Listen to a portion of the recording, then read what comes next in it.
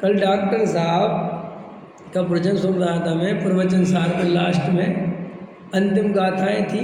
पंचरत्न का अधिकार है ना, उसके पहले की 2-3 गाथाएं हैं, तो उसमें चरणानी और चूलिका है, तो उसमें मुनिराज का स्वरूप का वर्णन है कि कैसे होते मुनिराज।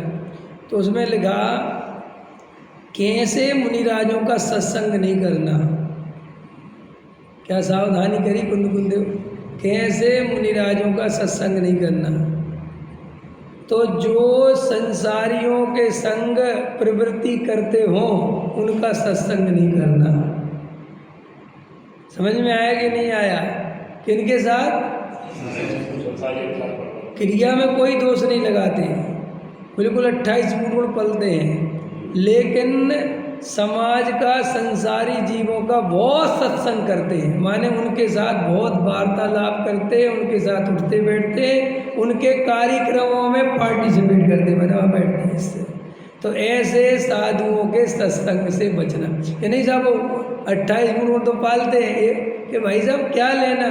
साधु तो वो है जो वनवासी एकांतवासी, जिसे गृहस्थों के संपर्क में भोजन आदि करने जाना पड़े तो वो उसका भी प्रायश्चित लेता है। और जो गृहस्थों के बीच में तख्ती डाल के बैठा है, नहीं समझ में, और गृहस्थों को सारे दिशा निर्देश, कार्यक्रम ऐसे होगा ऐसे होगा ऐसे होगा। तो जो व्यवहारी जनों का, लौकिक जनों का, क्या जो लौकिक जनों का सत्संग करे वो लौकिक ही जानना, उसे साधु नहीं मानना। क्या मानना? कि वो साधु के भेष में संसारी लौकिक है, गृहस्थ है। क्यों? कि वो मुनि बन के भी गृहस्थों का सत्संग नहीं छोड़ा उसने। भाषा समझ रहे? तो डॉक्टर साहब उसमें समझा रहे थे कि लोग हमसे आके पूछते हैं। एक घटना सुना रहे थे अपने जमाने की, सन 53 की। कि लगे एक बार मैं इंदौर में रामासा के मंदिर में प्रवचन करने जाता था, तो एक मुनिराज वहाँ आए, तो उनका भी प्रवचन होता था और डॉक्टर साहब का, और डॉक्टर साहब का परिचय उनसे पहले का था, मानो पहले से जानते थे। तो 2-4-6 दिन प्रवचन चले होंगे। फिर एक दिन डॉक्टर साहब को उन्होंने एकांत में बुलाया और बोले मैं आपसे एक बात पूछना चाहता हूँ। बोले पूछो। बोले मेरे में क्या कमी है?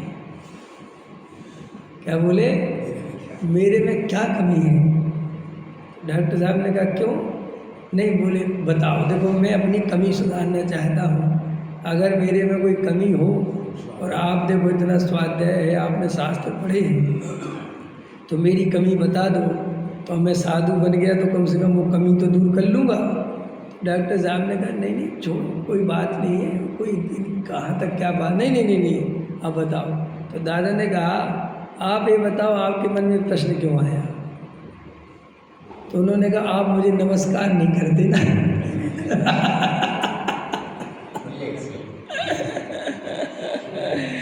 सुना था तुमने? हाँ तो ठीक है। तो बोले आप मुझे नमस्कार क्यों नहीं करते? कोई ना कोई कमी तो होगी जब तो आप नमस्कार नहीं करते हो। मैं आपसे कोई पैसा नहीं कह रहा हूँ, मैं तो आपसे इसलिए पूछ रहा हूँ कि अगर आप वो कमी दूर कर बता दो, कमी तो होगी मेरे में, तो आप नमस्कार, तो मैं वो कमी दूर कर लूँगा। तो फिर डॉक्टर साहब ने कहा मैं कमी बता दूँगा और आप कमी दूर कर लोगे, तो आप अगले दिन फिर देखोगे कि अब नमस्कार किया कि नहीं किया।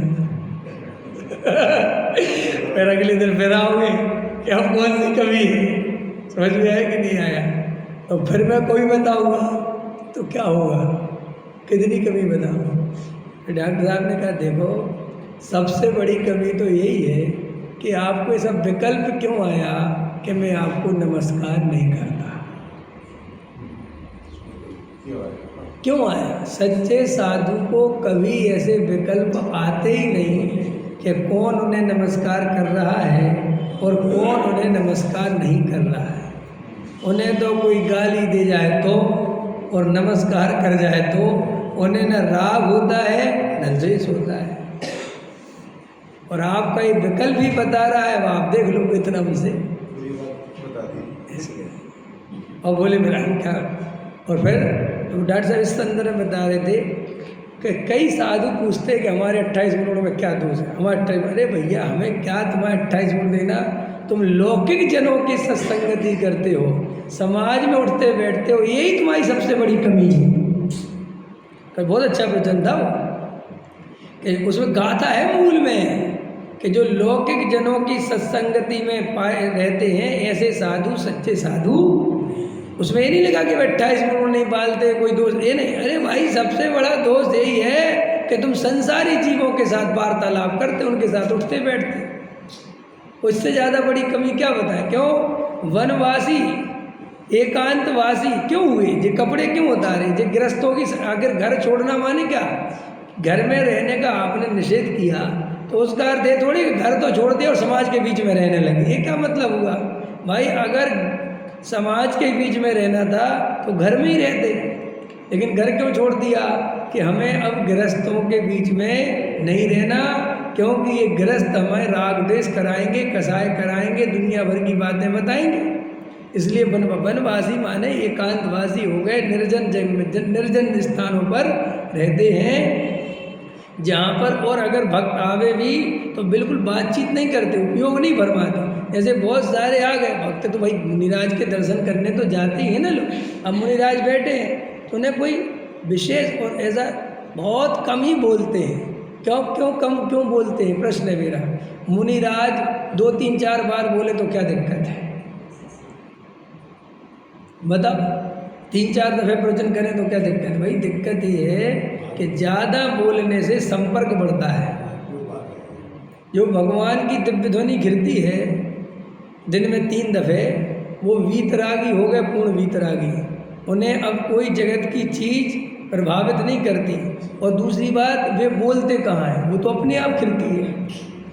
तो मुनिराज के जो मन गुप्ती वचन गुप्ती ना, वचन गुप्ती, वो इसीलिए कि भाई कम से कम, क्योंकि वचनों से ही परिचय बढ़ता है। अगर अपन वचन नहीं बोलेंगे, देखो आप मेरे पास आए और मैं आपको नहीं जानता, अब मैं चुपचाप बैठा रहा, आप 15 मिनट मेरे दर्शन करते रहे, नमोस्तु करते रहे, मैं बोला ही नहीं कुछ, तो हमारा आपका परिचय कैसे बढ़ेगा? भाई परिचय तो तभी बढ़ेगा ना जब मैं कुछ बोलूँगा। तो एकदम मुनिराज लौकिक जनों की संगति से हमेशा दूर रहते हैं, और जो बाकायदा लौकिक जनों की संगति करते हैं, सेठियों के संपर्क में रहते हैं, बड़े बड़े सेठियों को, श्रेष्ठियों को अपने पास बुलाते हैं, उनका मार्गदर्शन करते हैं, उनको तंत्र मंत्र की विद्या बताते हैं, मंदिर बनवाते हैं, मठ बनवाते हैं, धर्मशालाएं बनवाते हैं, दान इकट्ठा कराते हैं, वे तो लौकिक जन हो गए। वे तो गृहस्थों जैसे हो गए, वे साधु बचे कहाँ? भाई कपड़े उतारने मात्र से साधु थोड़ी होता है कोई, नहीं समझ में? वो तो भेष बचा, क्या बचा बाहर में? अंदर तो सब माल गायब है। जैसे तिजोरी में से कोई चोर सारा माल ले जाए और ताला ज्यों का त्यों लगा जाए। अब तुम तिजोरी को देख देख के फूले नहीं समा रहे, ये बहुत माल है, बहुत माल है, और वहाँ तो 1 रुपये का माल नहीं है, तिजोरी में सब गायब हो गया। हो गया कि नहीं हो गया? तिजोरी गायब हो गई, अब उसमें कुछ है, लेकिन वो तिजोरी बाहर से तो तिजोरी दिख रही। ऐसे ही तो मुनि भेष को देख के उन्हें मुनि समझ लेते हैं, लेकिन वास्तव में भेष का नाम मुनि थोड़ा ही है। जब वे प्रत्यक्ष लौकिक जनों की संगति कर रहे हैं, राग द्वेष कसायुक्त हैं, जिनके प्रवचनों में आजकल के संत साधु तो मोटिवेशन स्पीकर बन गए। आत्मा की बात तो छोड़ो, वितरागता की बात छोड़ो, ये सब छोड़ो, केवल पुण्य की चर्चा, पुण्य कैसे बढ़ेगा, और घर गृहस्थी के झगड़े और ये और वो, बस इसमें उनको कोई लेना ही देना नहीं है। मैंने वे वीतरागी नग्न दिगंबर साधु हैं, उन्हें यही खबर नहीं है, उन्हें क्या चर्चा करना चाहिए उन्हें यही पता नहीं है। तो वो लौकिक जनों जैसी बातें करते हैं, और भाषा भी इतने छोटे स्तर की, हल्के स्तर की यूज करते हैं, जो मुनिराज कभी उस स्तर की भाषा यूज ही नहीं करते। लेकिन हमारे दिमाग में, गृहस्थों के दिमाग में क्या बना? साधु तो हैं, मुनि भेष। अरे तो भाई साहब, जैन धर्म में ऐसे भेष को नमस्कार नहीं है। जैन धर्म में वो साधु का जो स्वरूप बताया, वो उस चीज़ में खरा उतरना चाहिए। यहाँ साधु मेरे से बड़ा है, मेरे से बड़ा, वो गुणों में बड़ा होना चाहिए। क्या में बड़ा होना चाहिए? अगर वो गुणों में मेरे से भी नीचा है, मेरे से भी ज़्यादा रागी द्वेषी है, मेरे से ज़्यादा कसाय करता है तो काय का साधु है, किस बात का साधु है वो? जिसके प्रवचनों में कसाय दिखती है, जो गाली देता है, निंदा करता है, तो उसको हम साधु कैसे माने? तो उसमें लिखा कि जो लौकिक जनों की संगति करते हैं। अब और सुनो भद्रसेन जी, और क्या लिखा? और इसमें ये लिखा कि लौकिक जनों की जो संगति करते ऐसे साधुओं से तो दूर ही रहना, लेकिन जो साधु ऐसे साधु की संगति करता है उस साधु से भी दूर रहना। और भाई अब समझ में आया कि नहीं आया? आई समझ में कि नहीं आई? क्या क्या बोला मास्टर जी ने?